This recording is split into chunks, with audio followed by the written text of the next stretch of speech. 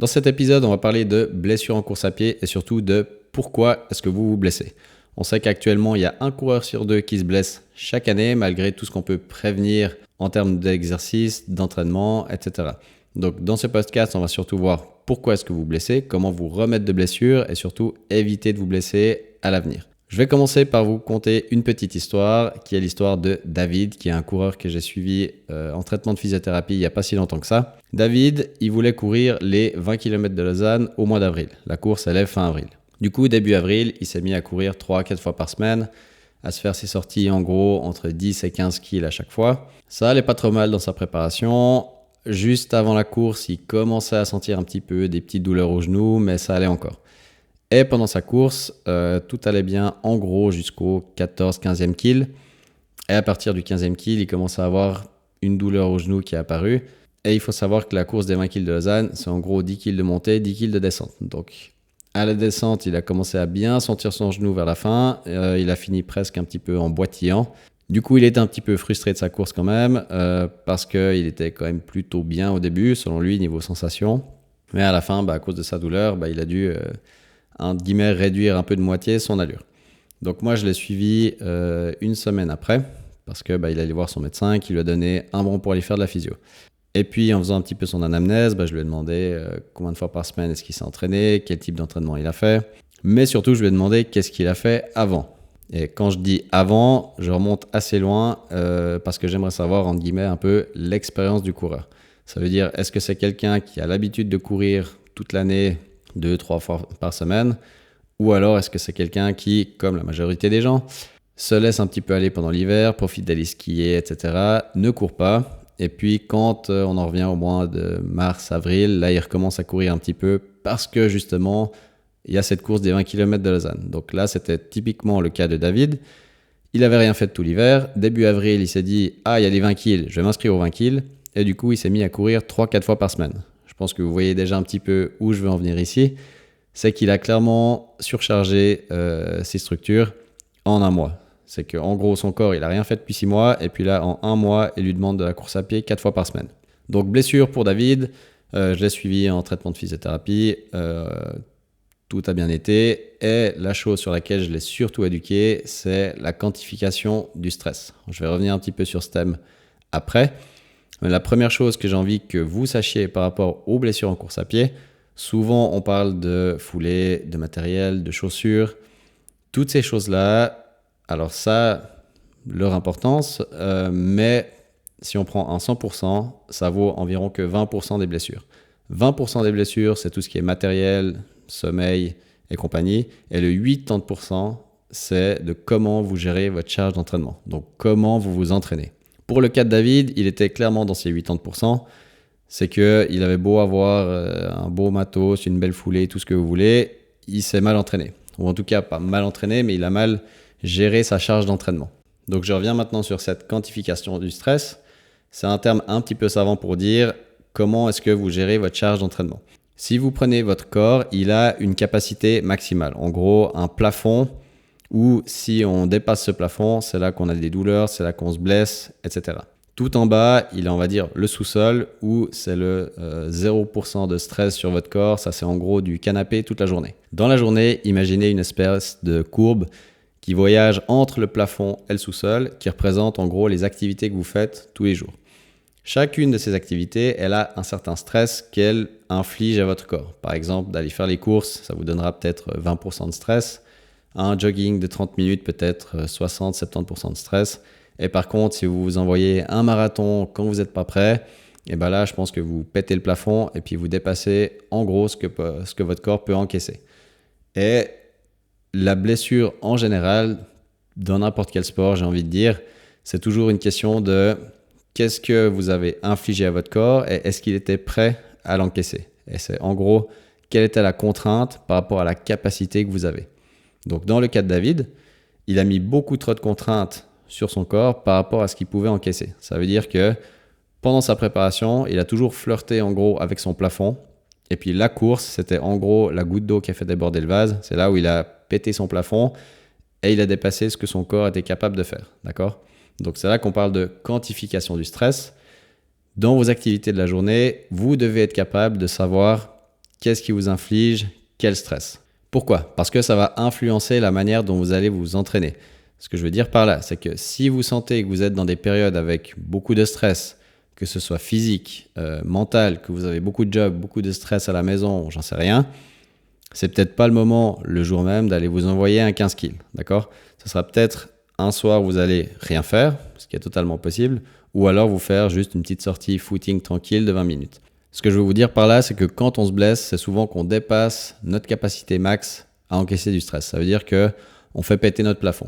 Le but quand on s'entraîne, et quand on parlera de réhab juste après, c'est de toujours rester en dessous de cette zone, mais pas non plus d'aller au sous-sol où il se passe rien du tout, où là c'est le canapé optimal, d'accord?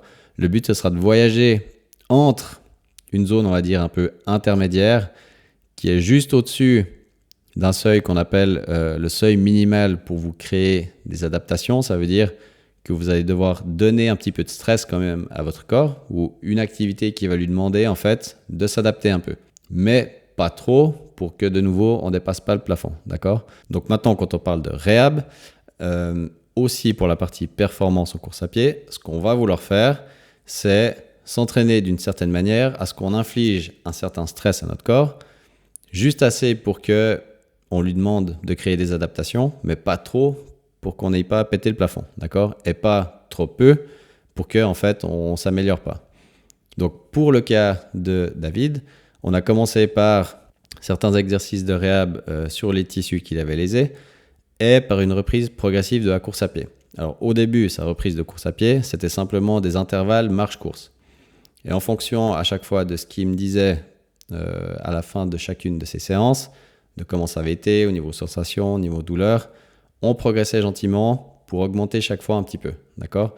C'est pas parce qu'il avait fait 5 fois 1 minute course, 1 minute marche sans douleur que j'aurais pu lui dire « Ok, va maintenant faire 30 minutes de footing ». C'est pas comme ça que ça marche. Donc, sur à peu près 4 à 8 semaines, on a suivi une progression d'entraînement en course à pied ainsi que d'entraînement au niveau exercice de physio, ce qui lui a permis à la fin de ces 8 semaines de recourir normalement et surtout de savoir comment mieux s'entraîner pour la suite. Et c'est pour moi la même chose quand vous voulez faire de la performance et quand vous vous entraînez. Si vous êtes athlète ou que vous êtes dans un club de triathlon, course à pied, trail, ce que vous voulez, et que vous vous préparez pour une certaine compétition ou que vous courez simplement pour le plaisir, vous devez être capable de quantifier votre stress. Ça veut dire quoi? Ça veut dire que quand vous faites une sortie, soyez attentif quand même un petit peu aux sensations que vous avez quand vous courez. Alors tout ce qui est fatigue, jambes lourdes, etc., ok. Mais quand vous commencez à avoir certaines petites douleurs, commencez peut-être à réfléchir un petit peu. Qu'est-ce que vous avez fait différemment depuis par exemple 1, 2, 3 mois? Est-ce que vous vous êtes plus entraîné? Est-ce que vous vous êtes moins entraîné? Est-ce que vous avez plus fait d'une certaine chose? Par exemple, est-ce que vous avez commencé à faire du dénivelé alors qu'avant vous n'en faisiez pas du tout? Ou est-ce que vous avez commencé à faire beaucoup de vitesse alors qu'avant vous étiez qu'en footing? Posez-vous toutes ces questions-là. En général, la réponse, vous allez la trouver généralement assez vite. Donc, quand vous êtes blessé ou quand vous commencez à sentir une petite douleur, refaites une petite introspection des 3-4 derniers mois. Regardez ce qui a changé dans votre quotidien. Des fois, ça peut simplement pas être au niveau course à pied, mais ça peut être au niveau travail. Vous avez commencé un nouveau job ou vous avez changé de job, ou vous avez une grosse charge de travail, où vous n'arrivez pas à vous en sortir depuis 1 mois. C'est tous des facteurs qui doivent vous indiquer que votre corps, il est gentiment en train d'arriver à son plafond. Et si vous vous envoyez encore des grosses séances course à pied, c'est peut-être ça qui va faire péter votre plafond. Donc, à vous de gérer dans votre quotidien entre votre stress, on va dire, externe à la course à pied et votre stress de course à pied pour que vous trouviez un équilibre entre les deux, d'accord? Le but, c'est que vous puissiez courir le plus longtemps possible dans la plus grosse vitesse que vous voulez sans vous blesser. Et ma foi, ça passe des fois par rater un entraînement ou faire moins d'une certaine chose pendant peut-être 1-2 jours pour que votre corps il puisse récupérer, d'accord? On n'est pas des pros, on ne peut pas s'entraîner tous les jours, on n'a pas que ça à faire, on a aussi un travail à gérer, une vie privée à gérer, donc c'est toutes des choses qu'il faut prendre dans l'équation. Donc quand vous faites une réhab en course à pied ou que vous voulez performer en course à pied, pensez chaque fois à votre plafond et à votre sous-sol et pensez toujours à vous entraîner de manière à toujours donner à votre corps un petit peu plus pour qu'il s'adapte, progresser semaine après semaine, mais sans à chaque fois aller pousser votre plafond, ou si de temps en temps vous flirtez un petit peu avec, c'est ok. mais vous devez en être conscient, d'accord? Pour que le jour où vous arrivez sur votre course ou sur votre grosse sortie de la semaine, vous savez à quoi vous en êtes, vous savez ce que vous pouvez donner ou ce que vous ne pouvez pas donner surtout. Ensuite, par rapport à la reprise de la course à pied, si actuellement vous êtes blessé, ce que je peux vous recommander déjà, c'est de vous faire suivre par un professionnel de santé qui saura vous guider. Essayez de trouver des professionnels qualifiés dans la course à pied autour de chez vous, si vous en avez. Ça, c'est la première chose. Deuxième chose, si vous n'en avez pas ou si vous avez quand même une petite expérience des blessures en course à pied, que vous voulez faire ça un peu de votre côté, vous pouvez aller sur le site de la clinique du coureur. Ils ont 2 excellents programmes de reprise de la course à pied qui sont faits sur 8 semaines le premier, où ça alterne en gros des phases de marche-course.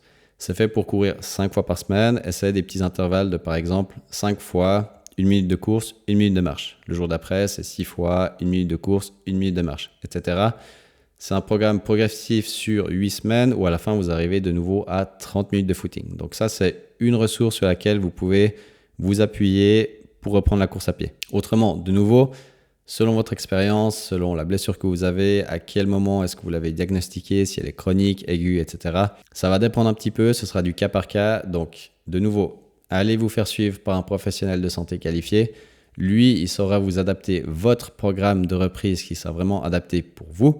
Et puis, comme ça, vous pourrez peut-être progressivement plus vite revenir à la course à pied ou en tout cas trouver un programme de reprise qui sera sur mesure pour vous. Voilà pour ce podcast sur la partie réhab, j'espère qu'il vous a plu et on se retrouve dans le prochain épisode.